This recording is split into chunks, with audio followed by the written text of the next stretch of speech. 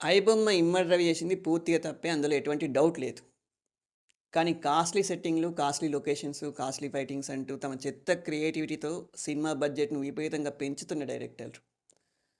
దీపం ఉండగానే ఇల్లు చక్కబెట్టుకోవాలని వందల కోట్ల రెమ్యునరేషన్ తీసుకుంటున్న హీరోలు. హీరోల క్రేజ్‌ని క్యాచ్ చేసుకొని మొదటి వారం, 10 రోజుల్లోనే మొత్తం కలెక్షన్‌లను లాగేసుకోవాలని సినిమా టికెట్ల రేట్లను విపరీతంగా పెంచుతున్నటువంటి నిర్మాతలు, డిస్ట్రిబ్యూటర్లు. వీళ్ళందరూ 'ఐబొమ్మ రవి'తో పాటు దోషులే. కానీ వీళ్ళందరికన్నా పెద్ద దోషులున్నారు. ఒకసారి తెలుగు, హిందీ సినిమాలను జాగ్రత్తగా చూడండి.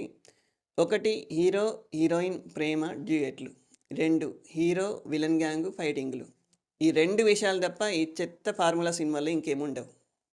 ఇంత చెత్త సినిమాలను కూడా థియేటర్‌లో విపరీతంగా చూస్తూ సూపర్ హిట్ చేస్తున్నటువంటి జనం. ఈ హీరోలను తమ కెరీర్ కన్నా, తమ కుటుంబం కన్నా ఎక్కువగా అభిమానిస్తూ ఫ్యాన్స్ వార్ చేసుకుంటున్న యూత్.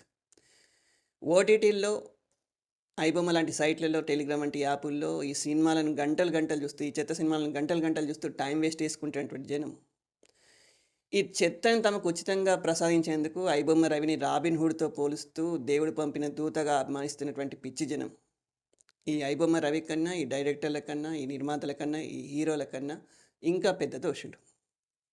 ఉద్యోగాలు ఇచ్చినందుకో, డబ్బులిచ్చి కుటుంబాలను నిలబెట్టినందుకో, సేవా కార్యక్రమాలు చేస్తున్నందుకో, జనంలో చైతన్యాన్ని నింపుతున్నందుకో కాదు, ఈ గలీజ్ చెత్తను ఉచితంగా ప్రసాదించేందుకు ఐబొమ్మ రవిని ఈ పిచ్చి జనం హీరోగా మార్చారు.